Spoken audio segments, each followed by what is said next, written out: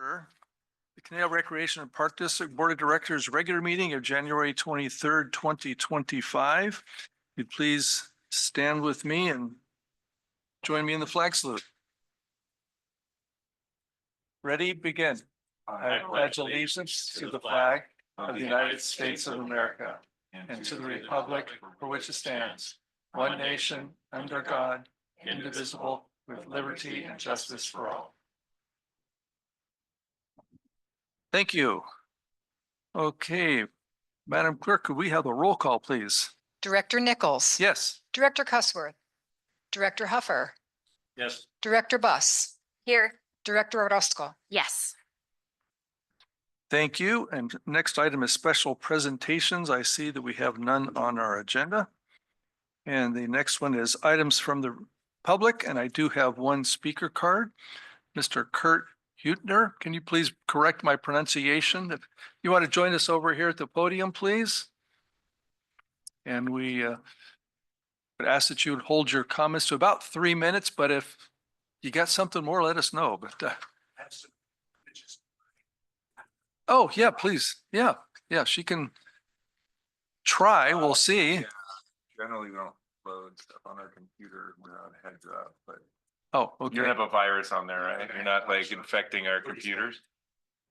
Yeah, generally we sort of have to pre-arrange for something, just but it's up to you, Chair. Well, I have a picture of my phone. well, tell you, why don't you give us go ahead and tell us what you got, and then if we feel like we need to see the pictures, then we can do Basically, that. what I'm talking about or looking for is I'm in the pickleball club. Okay, yeah, just introduce yourself Okay. and what Kurt city you Hutner, live in. Dow's Nooks resident. And I'm here with the Ventura County Pickleball Association. And I've been helping with, I've sent you and Andrew the information on the sound mitigation. You've gotten some sound mitigation stuff from me before that I researched for you. My question or curious question was about the use of Conejo Creek West, where the dog park is, and then the horse facility is, about some area of land that could be potentially used for pickleball courts. The area I'm looking at is kind of between where the main parking lot is and the freeway. There's a fenced off section of dirt. And I was curious as to why that would not be considered usable. And then also there's a large parking right next to that also that could be used. So my question is what disqualifies it from use? Because I know you've disqualified that park from usages. For If I could just clarify, the way usually for public comments, we don't, it's not an interactive process. You Okay. just share your comments and then staff will get back to you. But maybe General Manager Friedel, if you could just maybe explain a little bit about the master plan for that park and where we stand with that, just for reference. Yeah, sure. And pickleball location issues were, a big thing that we definitely looked at various sites. One of which wasn't considered was Conejo Creek West at the time, because there is an existing master plan for Conejo Creek West and dog park, community garden, equestrian facility. But the board has opened up for consideration and revisiting that whole master plan for Conejo Creek West. So your idea, we have over 1,000 responses to the survey, over 2,000. So we have over 2,000 responses to our survey that we did over a couple month period, and we haven't tabulated those yet. I just know we have a lot of responses. I believe there are many of those that suggest a pickleball facility might be good at that park. So the board will eventually have to weigh creating some sort of community input process and revisiting that park master plan, and whether pickleball might be a suitable location at that facility, be something for that committee to kind of wrestle with. So I think you're on the right track. okay, so would I submit emails to you? What, did you participate in that survey or? I participated in the survey. Okay, good. So we got your info that way, but you're always welcome to let Andrew know for park facilities, like any wishes, wants, and we're moving into budget season. So that's always part of what we That's think my about. ideas for outside the box thinking for, Yep. because I know that area that's next to it's kind of like a wet, I don't know if it's a wetlands or what it's, is it a wetlands? Is that the problem with it? Or the issue with it? Right next to the dog park. Right next to the dog park and the parking lot, that's a wet Yeah. thing. So my out of box thing would be to be smaller courts that are separated. So you'd have area for drainage or use a raised wood patio that was composite wood, and then raise a half-inch concrete on top of that to give it a harder surface. But should be using pylons if you use a raised deck, so that would keep your wetland structure available to you. Just as thoughts, as out of the box thinking. Absolutely. Love the out of the box thinking. Yeah. And Andrew's our Parks and Planning facility guy that's trying to make sense of all the different Mhm. ideas out there too. So. Yeah. Okay. Well, thank you for bringing this to our attention. As Jim was saying, feel free to talk with Andrew about your ideas, and we're in that process. So keep in touch. Thank So you. thank you very much. Right. All right, thank you. Next is item 5, approval of the agenda. Any changes? And if not, a motion to approve? Yes. I will make a Director motion Cuthbert. to approve the agenda. All right. Do I have a second for that? I'll second it. Thank you very much. All those in favor, please say aye. Aye. Any opposed? All right, thank you. We have an approved agenda. All right, next is the consent calendar. We have 3 items on the consent calendar. Any want to care to remove any of those items or have any comments about any of those items? And if not, a motion to approve. Yes, Director Huffer. I'll move approval of consent calendar items A, B, and C. Thank you. Is there a second to that? All right. And any discussion? Okay, if not, all in favor, say aye. Aye. Any opposed? All right, that passes. Next is deferred matters, of which we have none.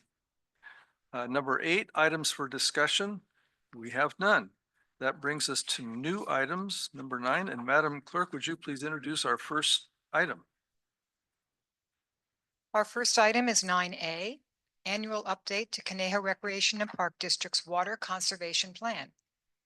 Thank you very much. And I see that Director Mooney has his signature at the bottom page here, so I'll hand it over to you, sir. Thank you, Chair Nichols, members of the board. As the board and community are aware, in recent years, the district has taken significant strides and steps to be able to balance the use of irrigated grass as well as irrigated planting and use of our facilities through water conservation efforts. With that, a couple highlights, over 10,000 heads we have throughout our park system. All of those heads are on a digital control system. It's called iCentral. And so we can remotely control off-site. We don't have to have someone on-site turning on and off valves. We've also added staff to help with our water conservation efforts. We've added equipment such as master valve and flow sensors, controllers, as I mentioned before, as well as just updating our infrastructure when it comes to water. And then as part of that, we and the board has put significant capital to projects. So to date, over $5.5 million have been spent for these efforts. That includes conversion of 70 acres of what was turf. Also includes reclaimed water systems at 2 park facilities, upgrades at Thousand Oaks Community Park, as well as Banyan expansion. Work done with the development of Sapwe Trails Community Park with having no irrigated turf as part of that 124-acre project, as well as recent in 2022 with the development of Page Lane Neighborhood Park, with just having a lot of water-wise improvements, including plant selection, materials, as well as equipment, how we're managing that park site. And then also on an annual basis, the board has significantly funded drought response projects. So since 2017, $250,000 annually have been submitted for staff to be able to either create new spaces or renovate existing to be able to accomplish what we'll review as part of the annual report tonight. So kind of big picture, right? That's kind of what we've been doing, but big picture, with long range climate modeling, we're going to continue to have hotter and drier Southern California. I've always said this throughout my professional career. People don't really understand that we live in a coastal desert. That's the natural climate that we're in, and water resources are jeopardized just where we're at. It's imported water, so we need to make sure that we are conserving and using all the water that we are getting wisely.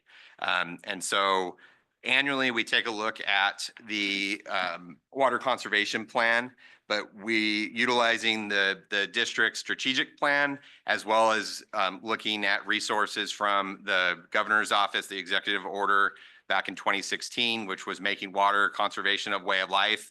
The district specifically, can't speak for all of our neighbors, private or public, but the district specifically has made that a part of our makeup.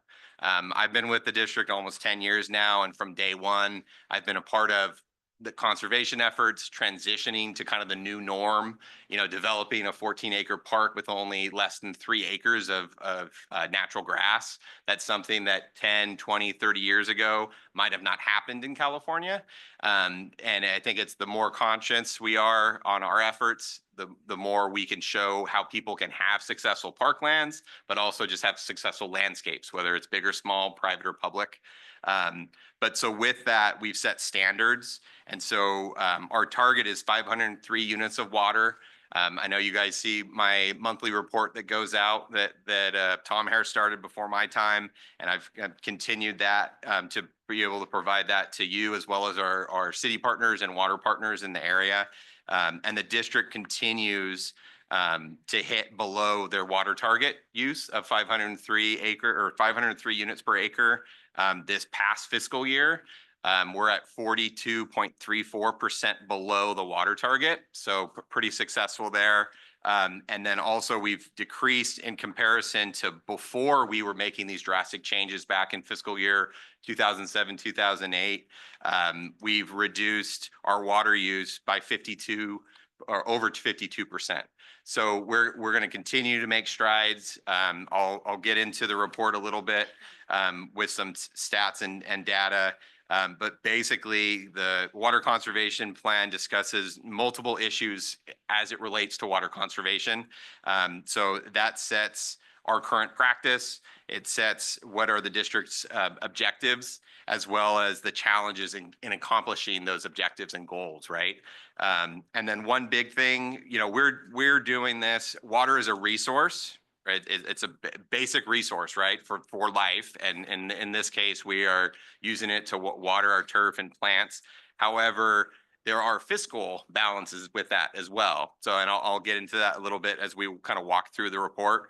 But basically, the district is very staff as well as the support from the board. We definitely want to continue to look at new technologies, continue to look at whether it's staffing or different pieces of equipment or different plant selections. And then like for Rochelle's folks, being able to utilize the parks maybe in different ways that's untraditional for the activities and such that we can provide to the community.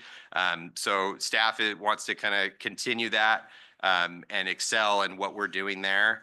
And then getting into kind of the nuts and bolts of the water conservation plan, opening on page 39 of your report. As I mentioned, kind of historical conditions of, hey, we are in a climate that is typically warmer. We only are continuing to be warmer, and those periods are becoming longer stretch. So longer stretch without natural precipitation to be able to keep some of the natural areas green and properly irrigated. And so then we're importing water to our developed park sites. But there's a couple charts there. These are just more kind of big picture modeling. You can see as time goes on, we're over doubling the trend of how hotter it's getting. Granted, it's per century, but pretty significant when you're looking at a 200% increase in the temperature trend that's happening. And then moving on to page 40 of your report, the water year runs from October 1 to the end of September. Our numbers are based on fiscal year, but looking at the water year with statewide precipitation, last year was pretty good. The year before that was obviously a lot better, but we are still at 100% of average with our precipitation, as well as our statewide reservoir storage is at 113% of average for this time of year, as well as the State Water Project's largest reservoir, Lake Oroville, is at 101%. And so this was at the close of the water year. So this is dated October 2024. Jim and I discussed about having possibly 2 new board members. We wanted to do this report after the new year. We got 1 new board member. So, and hence my detail of kind of walking through this report. But basically, hey, it's been a pretty good rebound year from our previous drought cycle of the 3 years. We've had 2 wet seasons. You tell me, but we haven't had any rain yet. So it looks like we're kind of going into a dry cycle again. And that really kind of will help us be able to balance the use of our facilities, what water conservation efforts we've put forth with the increased cost of water, right? Since we're importing it into the system. And then just a couple graphics. I don't want to get too bogged down in like the details of it, but it's basically green was back in the 80s on all of the 3 graphs that are shown here. And this is the statewide percent of snow water content. So we had some good snow in the 80s, but then looking at the more recent in 2022, 23, that's more of the lighter yellow. And then you get into kind of the mustard yellow was last water year. So it dipped quite a bit. So a year ago, we were doing really well. We still did well above average of what historically we've had. However, as I mentioned, haven't had any rain yet, and it's the end of January. We've had very minimal rain, I should say.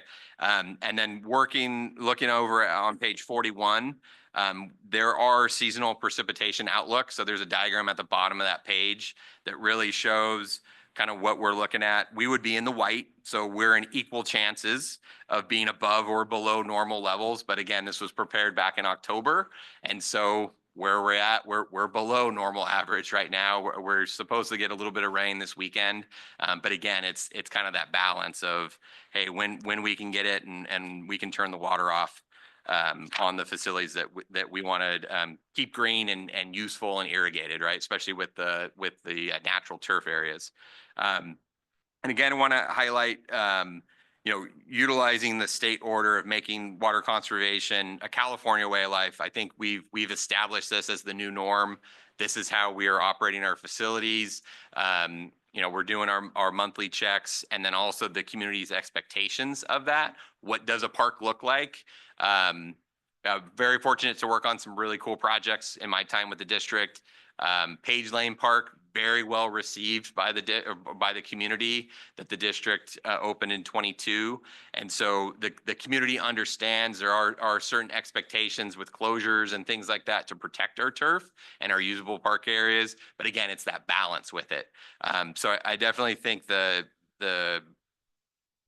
community expects a quality product. We are still providing that quality product. However, it is a balance of how much are we watering, when are we watering, and all that. So, and then kind of moving forward, just taking a look at our efforts, walking through the plan. I was talking about money a little bit earlier and cost. On page 44, there's a chart that really breaks it down from fiscal year 07, 08. We spent over $800,000 in water. This past fiscal year, we spent almost $1.5 million in water. However, our potable water use has decreased by 52%, as I mentioned earlier. And then if you go to the far right column, the cost per unit is nearly 3.5 times the cost for water.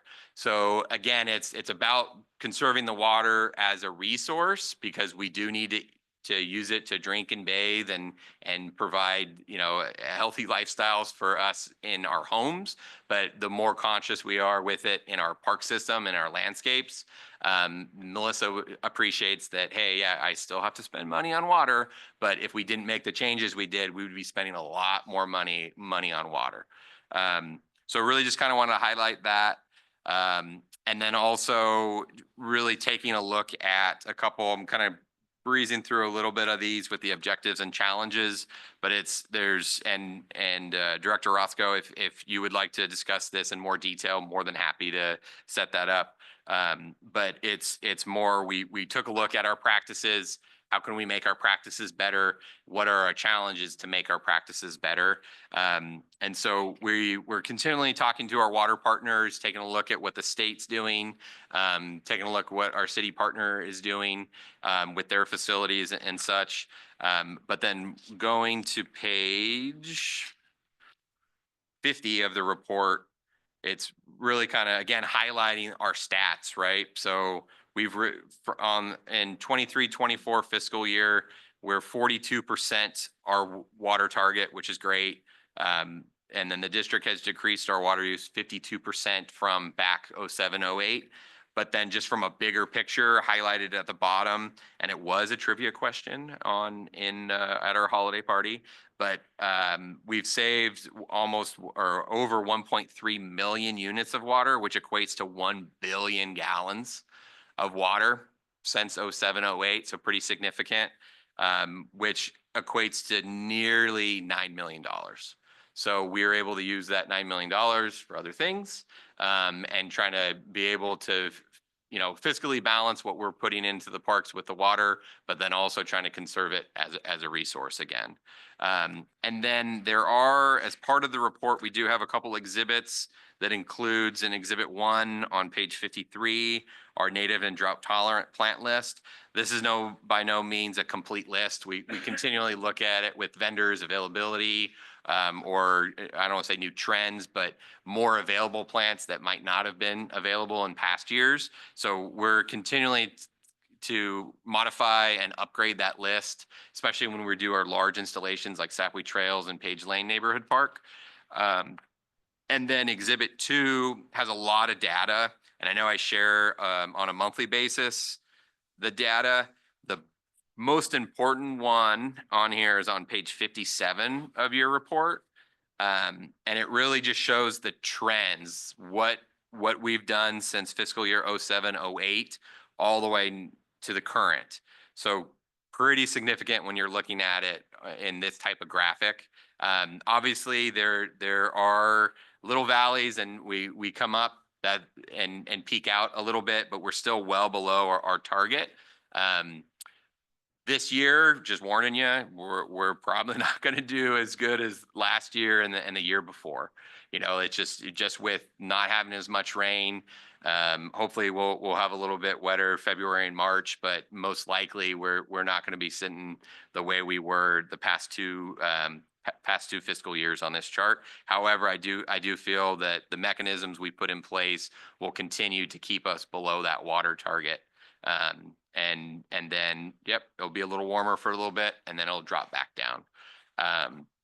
So that is my presentation of the water conservation plan. I am available for any questions. And again, Director Roscoe, if you'd like to discuss in more detail either tonight or at another time, more than happy to make myself available.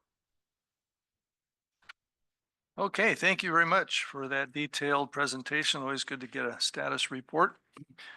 Questions or comments from the board? Yes, Director Cussworth. I want to thank you for this report. I thought it was very well done, and I enjoyed looking at all of your charts. So thank you very much for that, and I really enjoyed the statistics that you supplied. I have kind of a personal question. It's about Page Lane Neighborhood Park. I know at first we didn't put any grass in there for a little while. Then when we put it in, I drive on that street quite a bit. I noticed it was turned all brown. And I believe I even called you up and I said, why is the grass all brown? And you said, well, I said, is it dying? We just put it in. You said, no, it is dormant. And so I've kind of watched that grass, and it hasn't seemed to die. It isn't as bright green as fake grass, but it seems to be thriving. So is this a very drought tolerant grass, and how is that doing? Is it holding up well? Is this something that you want to use in other parks in the future, or how is it, what's the level of water you're using at that park with this drought tolerant grass as compared to other parks? Thank you. Yeah, so that is a warm season grass. So it is thriving during warm season. And so it does go dormant. So that's a Bermuda hybrid. I believe the variety is Tiff Tough. There's all kinds of fun names, especially in the golf industry, for all the different types of grass and I should say sports turf industry. And yes, so that's significantly a lot less if we put in a traditional fescue, which is like what we would typically put in our homes. Maybe not now these days, but 10, 15 years ago, that is more of kind of a residential grade grass, would be like a fescue mix, depending on what farm you'd get it from. But the grass this is our largest installation to date with transitioning to more warm seasons. We've transitioned typically when we do our refurb and we shut down and we take out pieces of it, we go to this type of grass.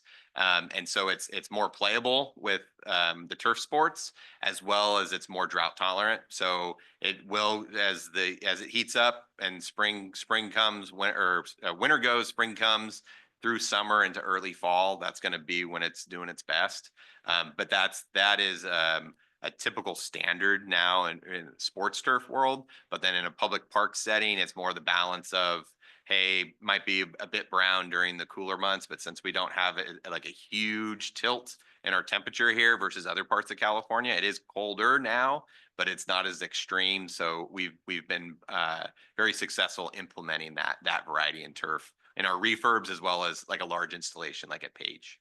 So do you have to water that grass in the winter usually, or is it just dormant and it doesn't need water? I mean, how do you maintain that? Yeah, so we would typically still water it, so it's still living, right? It's just think of its leaves aren't green. So it's just kind of go in transition, just like you would still water a shrub or a tree, even if it's deciduous and it's dropping its leaves. This is more dormant, so you're just not watering it as much because the temperature doesn't warrant for it. However, it doesn't need as much right now because it's not in its growing season. So versus like a cool season grass, you would typically, and I mean, in a perfect world, you'd be getting rain, so you turn the water off and you're doing it that way.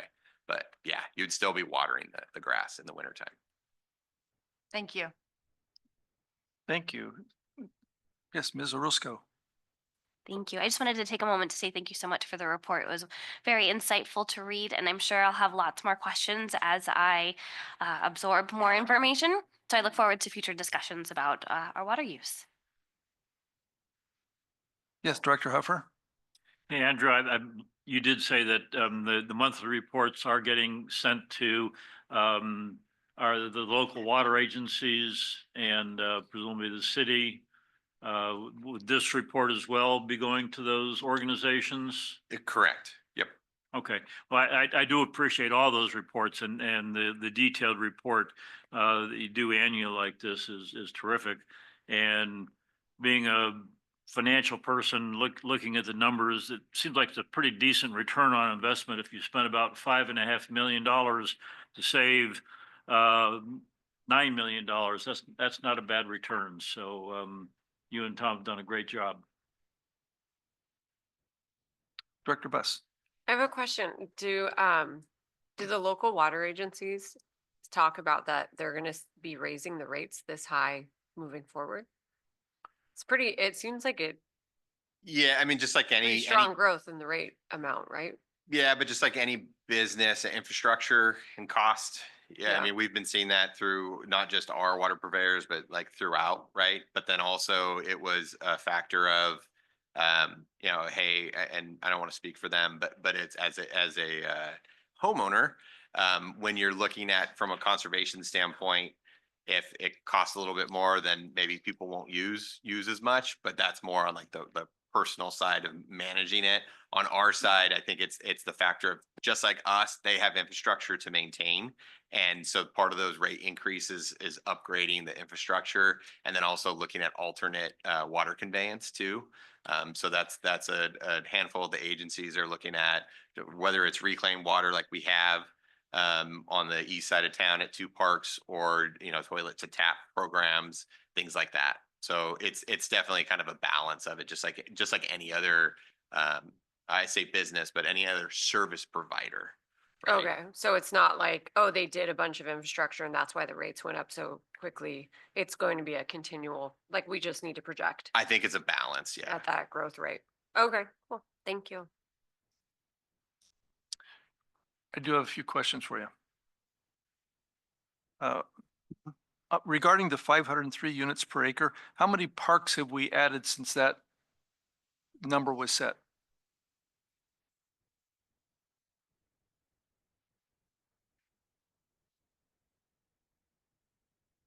Probably should have given you a little heads up on that. Stop page. Um, before my time, there hasn't been many parks built 5 years prior to, and correct me if I'm wrong, Jim, there hasn't been that many parks built like 2010 to 2015.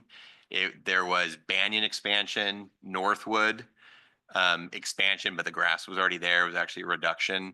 So I would say probably 2 new parks and 2 expansions Okay, in that time. There might be 1 or 2, or I take it back, before my time, Del Prado. okay. So I knew there was a handful, and the reason I asked that is 503 units seem like to be a flat across the board for the district, but if we're growing parks, then you're adding to the demand.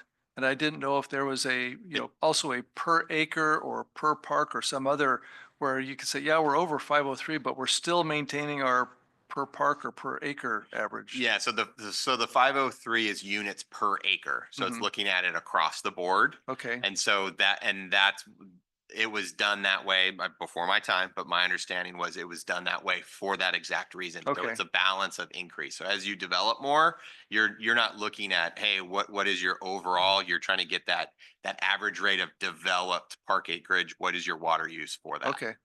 And then I have a more comment about that later regarding your chart on developed parks, but if you have a developed park like the Botanic Garden, as opposed to a developed park, which is a playfield, the water use is significantly different, but you're still basing it on a per acre basis regardless of the level of development. Yep. Yeah. And Okay. so similar to like Page Lane, right? There's some parks that might be 14 acres and then might have more grass.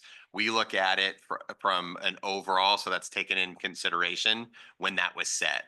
Okay. So again, it's a kind of that balancing mark with that 503. Okay, So, because if it was if everything was a sports field, you would be having a lot more intensity in irrigation. Like everything was south or a community park ball field, it would be a lot more intense versus a more passive park, Right, like you right. mentioned. okay. All right, thank you.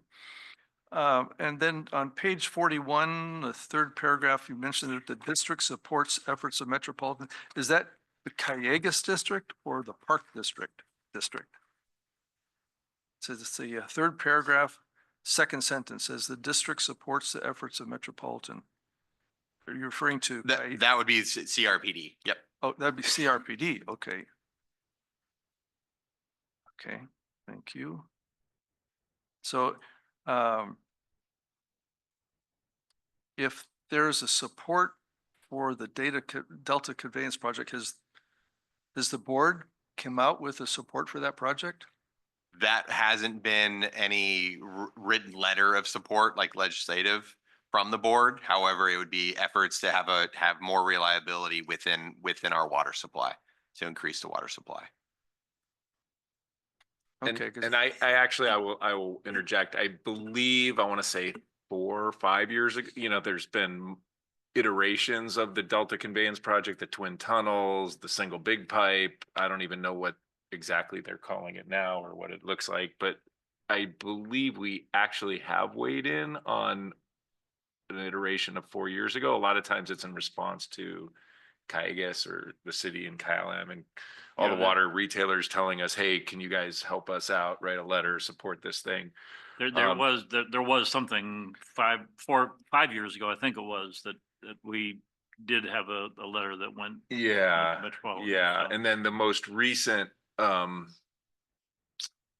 update, we got a request, I want to say 2 or 3 months ago, that we actually didn't bring to you guys and we didn't weigh in on the time limit, but it was like a really short turnaround. It was like on a Friday and they said, we need the letter by Monday. We didn't get it to them, but I think by Tuesday, the governor had signed whatever they were going to do. So all right. that already happened, but I think we added this language to just kind of say that we remain in continuous support of some way to get water Okay, to us. The projects seem to always change a little bit, spending millions of dollars on studies, but no project.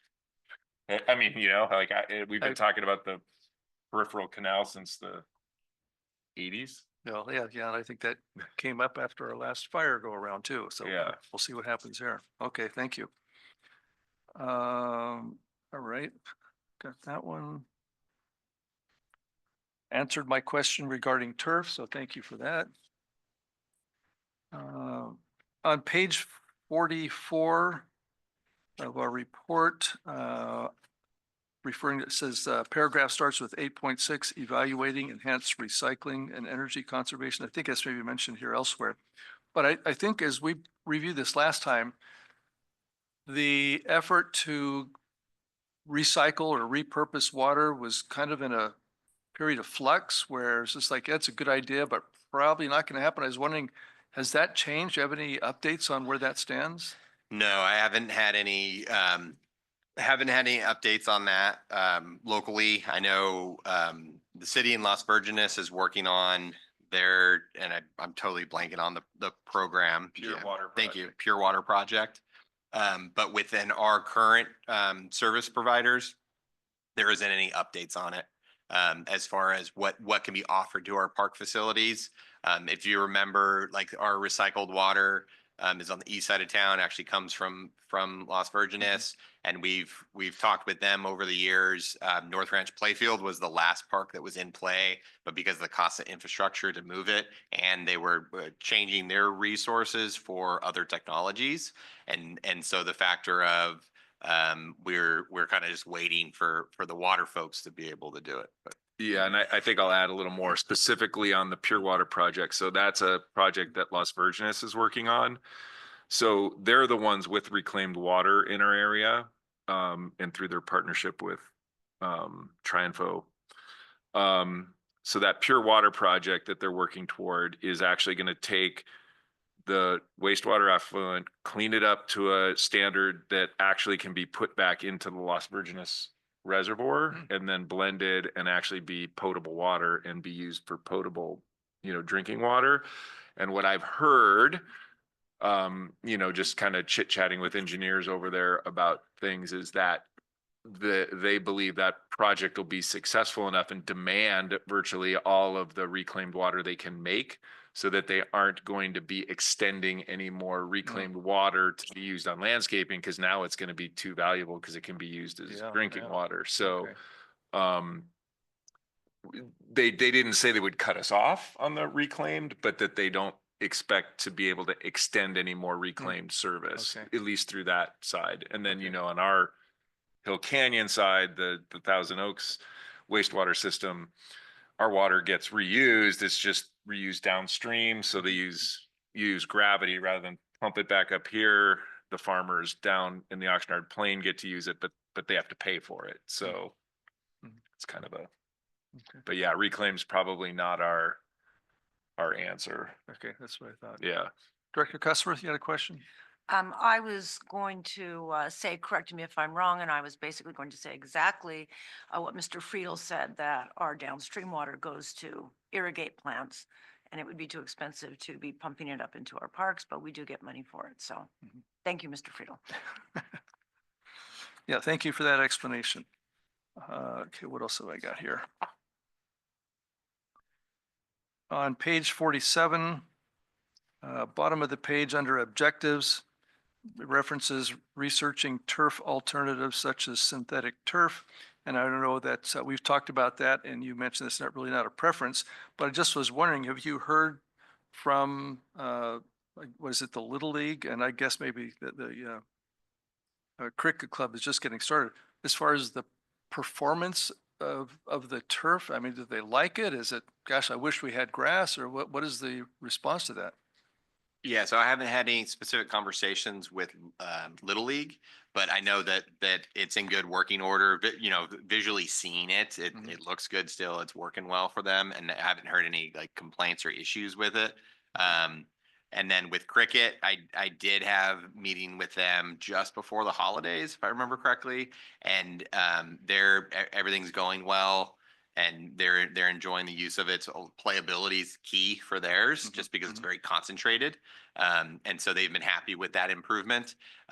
Both of those parties have been extended through our grant program as far as maintenance. So if things do happen at those facilities that they do need additional maintenance, staff and ultimately the board would approve additional community grant program, or through the community grant program, additional maintenance and things like that. Okay. So.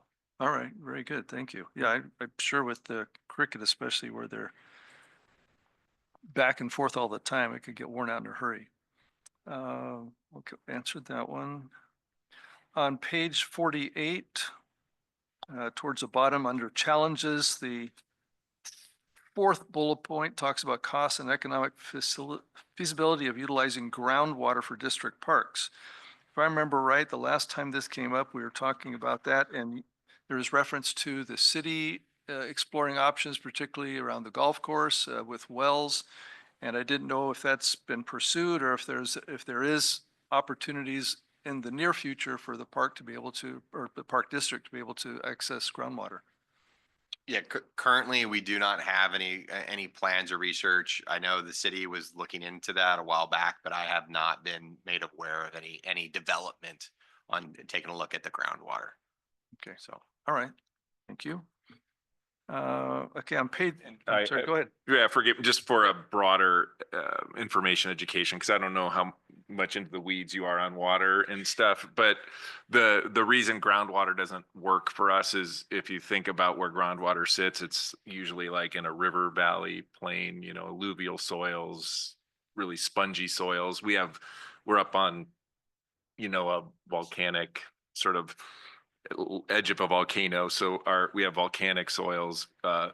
We don't end up with big pools of groundwater that you can drop a well in and suck a lot of water out. It's kind of fragmented. The water we have had wells in, and these predate cityhood. You know, we have old wells from 50s and 40s, and those have so much iron and dissolved solids that what happens is when you're pulling it up, it just chews up all the pipes and pumps. It's like sandpaper constantly inside the pumps and the pipes. And so it's really harsh on the equipment. And then you almost, not almost, to use the water, it has to actually be treated on site. So there are micro sort of water treatment facilities, but so far the cost of pulling up the limited water we might be able to find somewhere is never penciled, so that's the challenge we have with any groundwater up here. That's why kind of we're 100% unimported. Okay, all right, thank you. Yeah, and just to add to that too, a lot of times too, you still have to blend it with your potable water source. So because of the makeup of what you're pulling out, like Jim said, it's not sometimes the best quality. So then you'd have to blend that to get it to a proper level, one for potable use, but two for actually using it.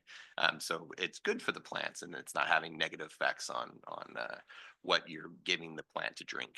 So. Okay, all right, thank you. On page 49, under item 6, the objectives, the first bullet point refers to allowing park sites to accept and treat municipal stormwater runoff. I'm just curious as to where that has taken place, if it has, and what is the benefit to the park district for that? Yeah, so typically, as part of like speaking with new development, right? So like Sapwe Trails, Page Lane, we have specific mechanisms to when we do have rain events that we slow the water down. So there's requirements as part of our development permits for those. So we do that with permeable paving. Both those sites have permeable paving, but then also some of the retrofit sites, such as like Michael Park. We've worked actually with the city to be able to have offshoot from the city drainage system, like from the street, the stormwater, to go through the park site. And so we do have opportunities like that throughout the park system that we kind of always take a look at. Typically, we address it larger scale development, but then there are smaller kind of bioswale is kind of the buzzword that a lot of folks use. But it's typically, hey, you have a permeable or an impermeable surface. And so you're sheet flowing to a permeable or porous, whether it's a planting, a pavement, so it's slowing the water down and it's actually staying on site, keeping the site moist. And then that way, thus you water less, your trees are healthier, all that good stuff. So. Okay, so so far,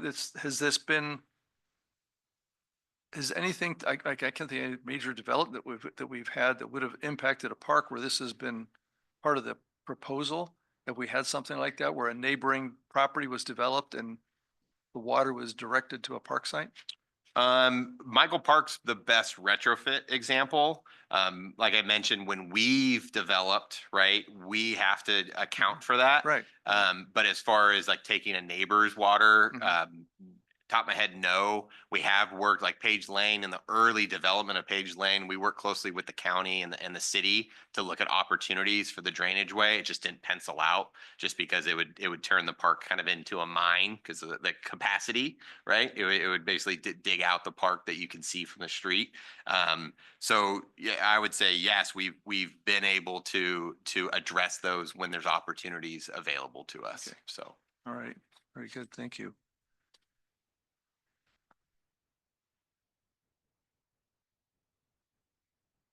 Okay, then my final comment is on table 3, the park acreage. And this is, I think reflected also in the master plan. I made a similar comment about that, so just kind of a follow-up to that, where we have the various parks listed with total acres, developed acres, and undeveloped acreage. But the reason I bring this up is, for example, under the Conejo Valley Botanic Garden or with Sapui Trails Park, where you list them as developed in the acreage, or even McCray Ranch as being undeveloped, where it seems like there should be an additional column for natural acres, where when I think of something is in the category of undeveloped, it's like it's waiting for development. We haven't developed it yet, but it's there and we will at some point. In other words, it has the potential to be developed, where in some of these areas, it truly doesn't fit that category. I mean, Old Meadows Park has a lot of it, Thousand Oaks Community Park, a lot of those areas just natural, and we intend to leave it that way. So I think we should have a third column that includes natural acres, and to kind of distinguish between truly what's developed, what has the potential to be developed and calling it undeveloped, and then what's natural that we intend to leave it that same way. Would that be possible? Yeah, we can take a look at that, but I think it's the similar conversation with the master plan. So Yes, we yeah. we can vet that so these two documents coincide with each other and Okay. take a look at that option of adding that. Okay. That concludes my comments. Yes, Director Cuthbert, please go ahead. So when I looked at undeveloped acreage, I guess it's just a matter of a definition. I immediately thought that it was natural and it was not going to be developed because it was undeveloped and that's how it was going to stay. So when it says undeveloped, are you planning to develop that area, or is it basically it is undeveloped and it's going to stay undeveloped? Because when I read that, I took it at that it's not developed and it's not going to be developed. Or So no, that's not the case. Yeah. So there's certain sites that have been like I'm just looking on page 59, the top of the table.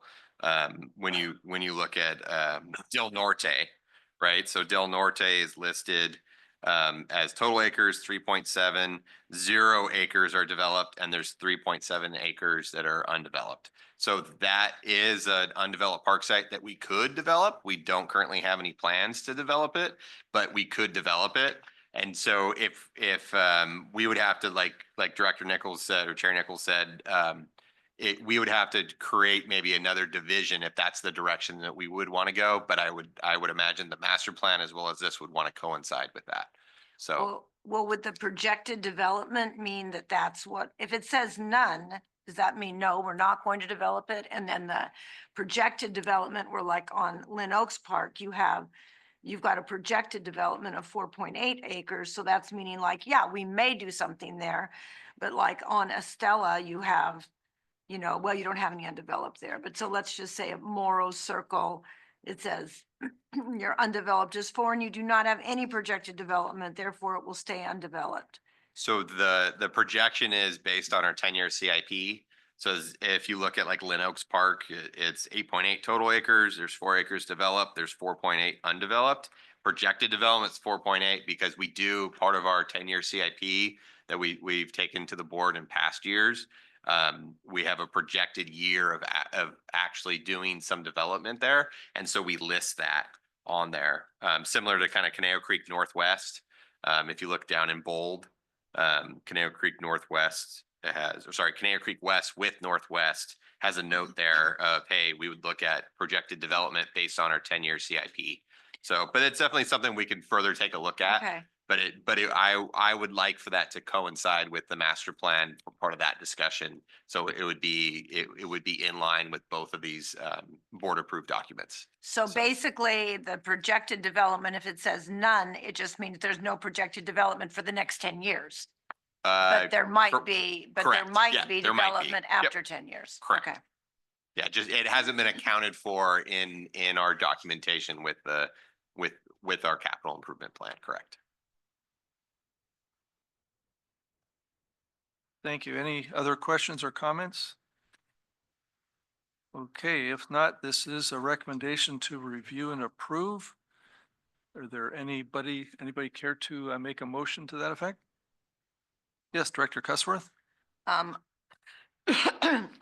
make a recommendation that we approve and adopt the attached CRPD. Oh, I'm on the wrong one. I'm sorry. Good heavens. We were going to approve the salary thing there. I recommend that we review and approve the annual update report on the district's water. No, that's the wrong one too, isn't it? Nope, that's right. You're good. Oh, that's right. Yep. Okay, we've been on that for so long. I thought maybe we'd gone to something else already. Okay, the district's water conservation plan. Thank you. Do I have a second for that? I'll second it. All right, thank you. All those in favor say aye. Aye. Any opposed? All right, thank you very much, and thank you for that explanation there. Okay, Madam Clerk, if you could announce our next item, please. Item 9B, amendments to contracts for tree services at various park facilities not to exceed $200,000. Thank you. And Director Mooney, I see your name on this item as well, sir, if you would care to. Correct. Thank you, Chair Nichols, members of the board. The district as well as residents expect a high level of parks. Part of those high level parks are beautiful trees. Those trees, I'm biased being in the landscape architecture world and maintaining those trees are probably our greatest asset to the park system. And so very valuable asset. We do contract out those specialty services. We've used various vendors over the years, but dating back since 2021, we had 2 vendors that we worked with over time, and the board authorized the general manager to go under contract, and we've extended that via amendment annually. And then in 2023, we added a third. And so this is an annual review that we come to the board, execute the amendment for these. There is no change from last year's amendment. We are looking at doing 200,000 not to exceed for each one of the 3 vendors. However, the tree maintenance budget of the fiscal year, we would still have to come back if for whatever reason we had to spend more money than what was budgeted, whether through our maintenance or any other project funds, that we would come back to the board to do that. But as of January 8th of 2025, we've spent $191,000 with West Coast Arborist. We spent $131,000 with Treescapes and $184,000 with Royal Oak Tree Service. This year is a higher year. If you remember, the district got a grant for fuel modification. So we actually used all 3 of these over the past year. and into the new year at Sapwe Trails, and we're looking at doing other sites as well for fuel mod. So this is definitely a little bit higher than other years. But this is kind of routine business that we bring these back to the board. Staff has been really happy with all three companies. As you can see, we've been using them quite a bit. Each company has arborists on staff. Each one has kind of their specialty, so it's nice to be able to have a variety, and also just like anybody, they might not be available. So it is nice. It gives staff the flexibility to utilize these vendors that we've been working with for over the years and have really shown that they can provide the proper care and be available to maintain the trees that we have throughout the park system. Again, 3 amendments. 1 or 2 of them are for amendment number 4. 1 of them's for number 2. And before someone catches, there is a typo on page 69 of the report. On the 3rd mention of the amendment, I put number 3 and it should be number 4. So we will change that before we execute. That's for West Coast Arborist amendment.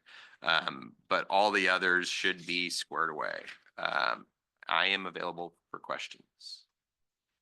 Thank you. Any questions? Yes, Director Huffer. I'm curious, Andrew. I know we've got lots of different contracts for different services. Is there a reason that these are basically 1-year contracts, and say some of our maintenance contracts are more like 2 or 3 years? Yeah, so think of these as more kind of on-call services. Again, these are not to exceed contracts versus, say, our landscape contracts. We know they're going to show up every day, depending on the park, or every week to mow, empty trash, that type of stuff for our landscape. And same thing like with our custodial. Those are set schedules of when they are coming to do our work.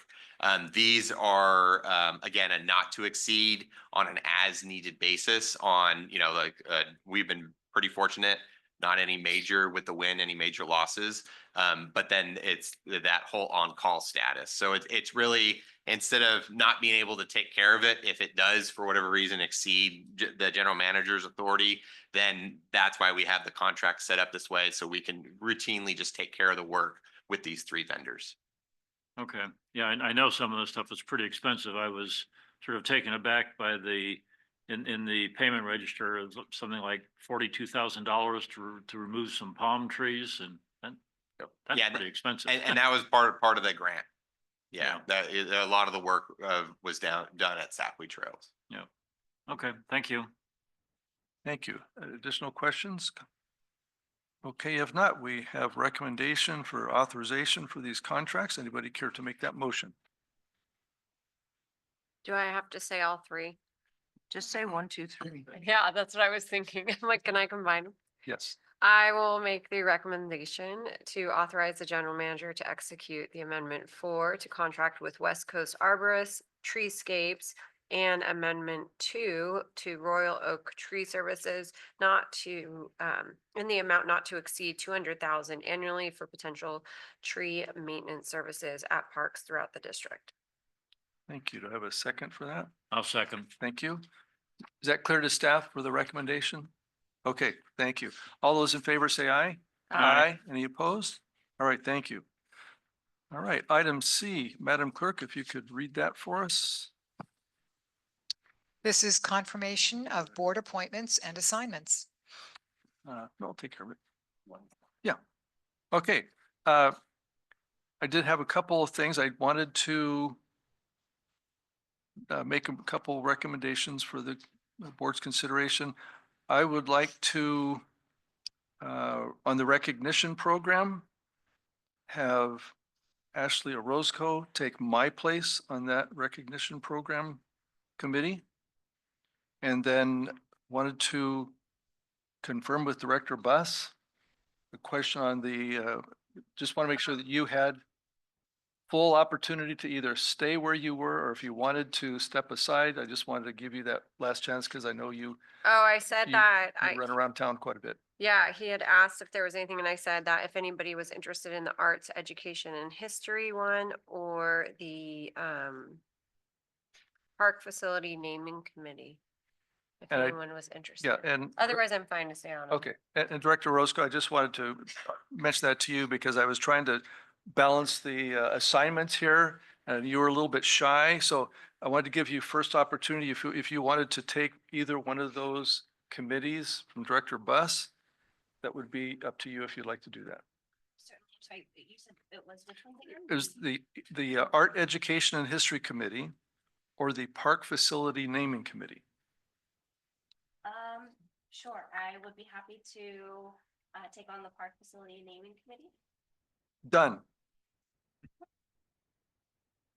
Okay, so those would be the two changes that I recommend. And So the first one was you're giving up the spot on recognition, yes, correct. and that would be Director Orozco. Yes, And then Director Orozco would have park naming committee and Marissa would drop that. correct. We're cool with that. Yes. So I think that kind of So you get. balances things out a little bit better. Yeah, it does the numbers. Yes.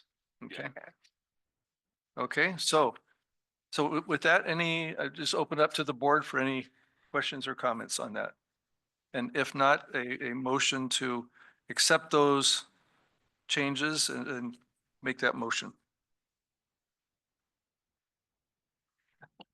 Director Huffer. If no one else is going to jump on it, that I move that we confirm the board appointments for the two changes that were suggested by the chair.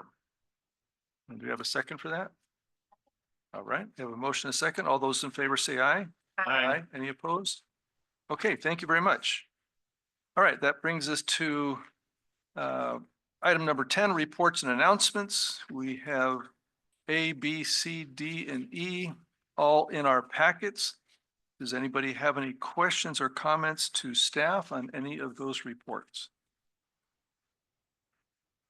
Okay, hearing none, we will move on to item 11, department reports. We'll start with the Parks Division report. Director Mooney. Thank you, Chair Nichols, members of the board. I just wanted to point out actually in 10C on page 96 of your board packet, Quimby Park dedication. Typically you'll see a little bit smaller bites. Just like in the page 95 is about $8,400 for a proposed ADU, and on page 97, proposed ADU at $3,700. We did on page 96 there's a multi-use, this is Timber School property. So the part of it is a hotel element. There is commercial as well as apartments there. There's 218 apartments. And working with the developer and James helping through the process, we got a park dedication of $2.7 million. So, and that's just from like a location standpoint, that is in our current planning zone 4, which our community park there would be Conejo Community. But then also we do have such parks kind of like on the boards like Lynn Oaks and some other parks right there. So it does span south of the freeway and then north of the freeway, kind of central in town. And then just wanted to kind of remind you, we don't get all of that 2.7 to go towards our CIP efforts in the future. If you remember Page Lane Neighborhood Park, we took a loan from ourselves. And we at 50% of every Quimby Park dedication that's paid goes back to Melissa to pay that down. And so she's keeping us fiscally sound. If you have any detailed questions about the loan and all that stuff, you can talk to Melissa. But we will have a decent nest egg there to be able to possibly implement some work in Zone 4, whether that's at Conejo Community or at other properties. We'll be discussing that through the budget process and the CIP process. So Okay, with that, I'm available for any questions. thank you. Any questions on that item or anything else? I just had a question. Could you refresh my memory, Ms. Smith, on that loan amount? Wasn't it about $3.5 million? So yes, the general fund loans planning zone 4, $3 million. And then the terms are planning zone 4, then every time there is a park dedication fee or Quimby that is received, half of that gets paid back to the general fund along with a calculated amount of interest based on the annual leaf return. Okay, And so as of June 30, that balance was at 2.1 million, left with that 3 million. So this will be a 1.3 something and knock Okay. it down quite a bit. Okay, very good. Mhm. All right. Appreciate your keeping us honest and as well as your peers. So thank you. Okay, thank you. No further report, Mr. Mooney? No, sir. Okay, thank you. All right, that takes us to the Recreation Division Report, Director Callis. Thank you, Chair Nichols, members of the board. Couple interesting and fun things happening. So CSVP's tax program is starting on February 3rd. It is the 34th year, and last year we actually did over 2,500 free income taxes. I do have flyers available in English and Spanish. So if you guys need some, just let me know. I can email them to you and you can help get them out. This is for seniors 60 years of age or older of any income level, or persons with an income of $67,000 or less, regardless of age. So it's quite a few people that it can help in the community. We are going to have our Peace Day with our partnership with Rotary, Safe Passage, and Art Track. It's been at the Reagan Museum before. Last year it was at Thousand Oaks Community Center. It will be at Thousand Oaks Community Center again this year. It is on your calendar. I believe Aline put it there on Valentine's Day. And that'll be from 9 to 2, so you can show up anytime you want. That's when the program is. The buses will be coming and leaving before that. I think I sent you an email. Wellness Fest was canceled due to all the fires and everything. My staff has been working on budgets for Melissa. So we're doing that in the next about 4 weeks. They're pretty much heavy into that. They've really, over the last several weeks, been dealing with fires, no electricity, Borchard, and Dos Vientos. Andrew's team's been great, kind of helping us with solutions to get both Borchard and Dos Vientos kind of back up and available for people to come in, kids to do homework because schools are closed or not closed, but don't have electricity when they go home. So we've been doing that. Just to make sure you know, Tim Smith, who was our coordinator at TOC, is now our supervisor at Conejo Community Center. We had a new person, Renee Bell, start at Dos Vientos. She's our coordinator there. She came from Santa Paula area. And we are currently looking for 2 coordinators, one for Conejo Community Center and one for TO Center to fill in after Tim. Other than that, I was in Hawaii for a week and I came back and I have no electricity again tonight. I'm available for questions. Any questions? Seeing none, we'll move on. Thank you for that report. Management Services Division Report, Director Smith. Thank you, Chair Nichols and board members. So my world consists of audit season and budget season. And we are ending audit season and going into budget season right now. But that means I've got a lot for our Finance and Audit Committee and our upcoming meetings. So Finance and Audit is going to meet next week. We get to go over the draft financial statements, our investment report, and our reserve policy. And then in either the next meeting for the board or the following, we'll be bringing all 3 of those. So there's going to be 1 meeting in the next 2 that's all money and all me. So that's my heads up to you. And yeah, I'm available for any questions. Thank you very much. Any questions? Okay, I see none. We'll move on to the General Manager's Report. I do have a few things. I was gone last week, and thank you to both Rochelle and Melissa for stepping up and being acting GM. And I think it might have been, I don't know if it was Melissa's very first time, but it was maybe her. Yeah, she hasn't done it too many times. And kind of the fun, we don't have a photo to show you. I wish we did, but Athens had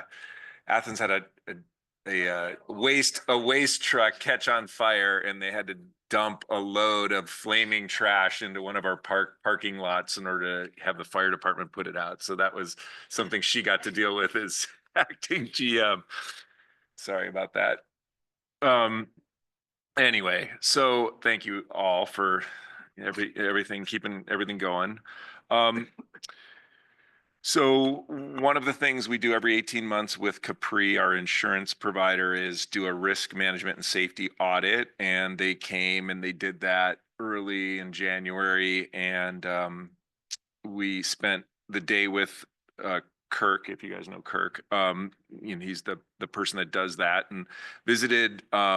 They choose where to go. We don't tell them where to go, so they actually picked almost every park in the Newbury Park area. So I'll send you guys the email with the report, but basically we did very well in the safety audit. We got the report back, and I'm pleased to say that we did really well. So you'll see that, and if you get a chance to kind of scan it, you'll see all the different ways they measure how we're operating and doing things. So it's kind of good from a safety risk management perspective. She's worried about the money and the financial audit. This is more of some of our business practices and conditions of our facilities. So it's a neat thing to get, and we'll send you a copy of that.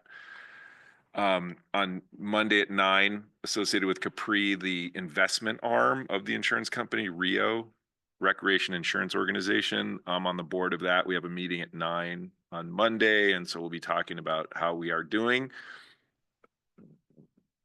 I don't think we'll get into it too much, but these fires that we've just had and the billions of dollars in insured losses that we anticipate there'll be is actually going to move the market for sure. Like for sure. I've been on the insurance board long enough to know that this is not going to be good for any of us. So brace yourself. State of the chamber was this morning. That was really good. State of CLU is tomorrow morning. If you saw the email in your inbox late today, I think you can still maybe go if you want and can spend some time on that tomorrow morning. Let's see, on 129, I think that's next Wednesday night. If your schedule allows and you've never done one, I think probably everybody has, but I know Director Roscoe wouldn't have had a chance in the past to do it, but CARPD will be doing the new board member orientation. It's like a 1-hour thing. But it's a good reminder of a variety of things associated with being an elected board member with a special district. And I'm sure there'll be a lot of other newish electeds on that call. So that's kind of fun to see colleagues from throughout the state on that. So that'll be good if you can make that. Just kind of mention that during the fires, Malibu did reach out to us and formally asked a variety of nearby jurisdictions if we could, now that things are settling out, if we could allocate specific dedicated time for Malibu residents to come and use computers for people that don't have them anymore, primarily seniors, to, kind of fill out FEMA forms and all that kind of stuff. I think every single jurisdiction they reached out to, Agora, Westlake, Calabasas, Thousand Oaks, every single one of us said, sure, we'll figure out and give you some time. I think they're just only going to need Agora. They chose Agora because I think it's closest, but just know that we have offered to help out. And then as a final mention, and we can get into it in more detail after if anyone's interested, but the Gratitude Circle board nomination process is kicking off by us handing out this memo. And so we're looking for potential honorees. So if you're a board member who's never gone through this process before, maybe I'll chat with you after the board meeting to go over it. So with that, I'm available for any questions. Thank you. Any questions for the general manager? Okay, thank you for your report. And that takes us to director's reports. I'll start with, on my left, Director Huffer. Thank you, Mr. Chair. Fairly quiet couple of weeks. I did go to the McCray Ranch Speaker Series. Was that last week or 2 weeks ago? An interesting author who was speaking about a book that he'd done on Western actors and some things like that. And then, as already mentioned, that we're gearing up for the start of the CSVP tax program the last week and this week, going through the training, and open up on February 3rd. So I've talked to the folks over at Global, but any contacts with any of the low income areas, be nice to get the word out to them that we are available. Every year we have people come in and say, Well, I wish I'd known about this 10 years ago, so we'd like to be able to advertise it just as much as possible, so. Do you have anyone that speaks Spanish? Yeah, actually we do. We have, and I can't remember on the flyer, I believe Wednesdays at the Newbury Park Library and Fridays Wednesdays, both Newbury Park and Conejo Creek. And then we have Spanish, and then we also have a Mandarin speaker at, I had to look at the flyer, but anyway, we do have a Mandarin speaker as well, so. Yeah. That's all I have. Thank you. Director Bus. The last 2 weekends I spent comparing Moore Park's soccer fields to our own.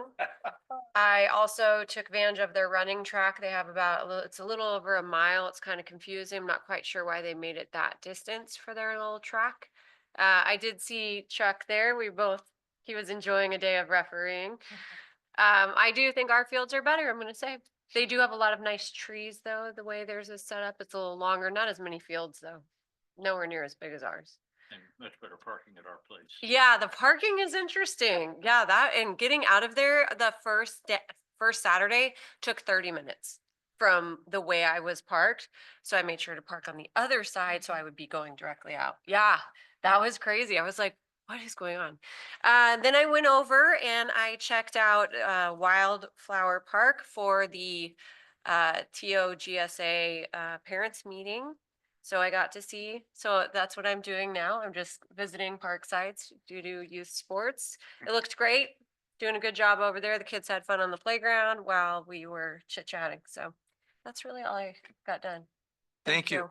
Thank you. Oh, Director. one more thing really quick. Okay. The date on this calendar for the chili cook-off is wrong. So it is on May 4th. May the 4th be with you. I know. I'm thinking about having some Star Wars themed stuff there. If you don't, we'll be surprised. Okay, Director Orozco. Great, thank you, Chair. Let me see. I had a chance to stop by and see our Hillcrest Performing Arts Center performance of Much Ado About Nothing. It was really wonderful. We have some very talented youth in our community. We all know that, but like, it's good to say it again. And then I did have a chance last Wednesday, to participate in the city's downtown conversations regarding arts and entertainment. And that was really insightful, just from the point of view of gathering more information about what the community, specifically the art community, is interested in seeing in the downtown projects. I did not get a chance to go see yesterday's discussion relating to, I believe it was, oh goodness, trees and landscape. Yeah, trees and landscape. Yeah. Yeah, so looking forward to hearing about that if anybody has any info. That was it. Thank you.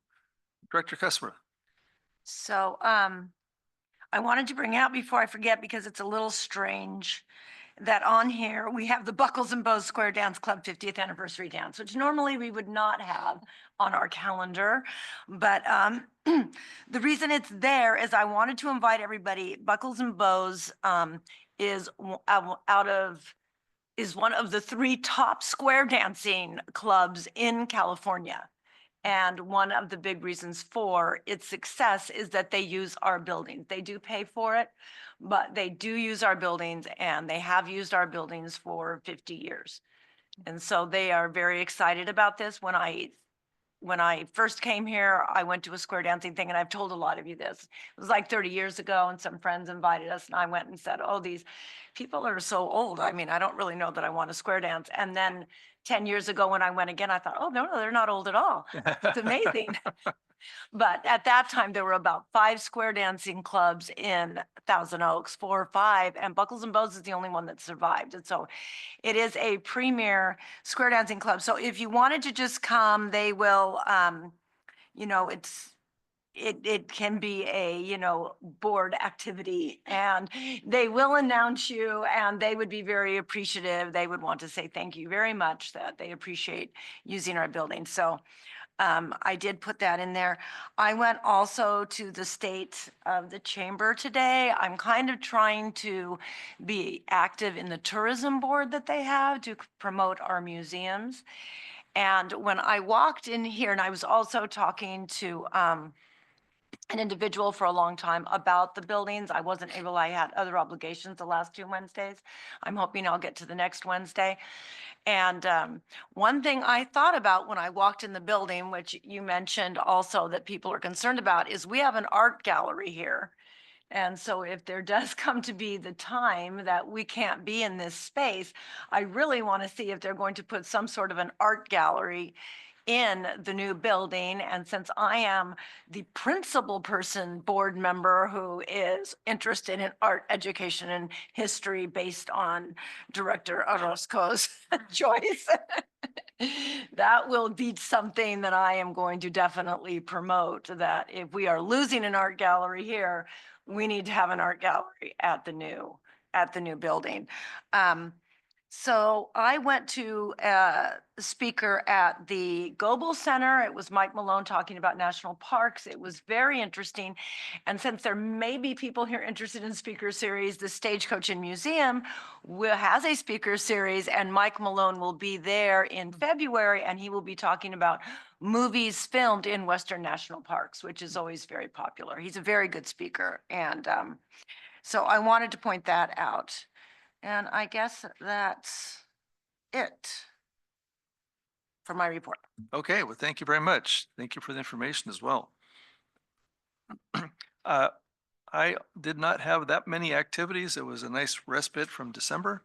I did have a California Association of Rec and Park Districts Board of Directors meeting on January 15th. We had a lot of discussion about the upcoming legislative platform, which we had to approve, which basically was just a stamp of approval from the previous one. So we'll continue on that. The other thing we mentioned was we're not going to be pursuing, actually sponsoring a bill this time, where although we are looking to befriend of sorts one of the legislators and try to support their desires and try to be actively engaged, but perhaps just at a different level. So stay tuned for that. And then also a major part of our discussion was insurance, believe it or not, just because of the fires, and I think because as we were talking about legislation, they were talking about what do we pursue, and there's a couple of us were saying, I wouldn't really pursue anything because between fires and insurance, it's probably not going to be a whole lot of money to go around anywhere. So that was kind of part of our discussion to say, yeah, we're just be in a wait and see mode as far as how we as a rec and park districts up and down the state try to either position ourselves or support others in need of support and try to, go with it that way rather than trying to be the lead in anything, because recreation parks is not going to be the topic of conversation anytime soon. And especially when you have President Trump and Governor Newsom kind of debating who's going to be taking the lead here. Water, I mean, you name it, all those things are going to be taken. So we just basically said, okay, we're just going to be sitting back and watching at this point. So that was a large part of our discussion. And then also we talked about our upcoming conference, which will be in San Diego in May. So if you're interested, it'll be a good opportunity to meet some of your peers up and down the state. And then lastly, just want to again reiterate something else I've mentioned before, driving down Page Lane and seeing Page Lane Park on a Saturday, and just like the place is packed. There must have been 30 or 40 cars there. And again, I'm just thinking back as what you were talking about, Director Mooney, about, hey, we only have 3 acres of turf there and it's looking dead this time of year. So what are they doing? But it just goes to show that, with that creative design there and the various features and amenities we have, it's a very popular park, So again, kudos to you and the team, and especially the people who have to maintain it because of the extra use it gets. Great facility. So keep up the good work. So that's it for my report. Anything else before we move on? Just used to certain board members remembering something just before we go to the next item. All right, item 12, request for status reports and items for subsequent agendas. Do we have anything on the board? Okay, nothing there. Items from the public. Do we have anybody waiting online? Okay, nobody there. We don't have an executive closed session. So we are adjourned. Not bad.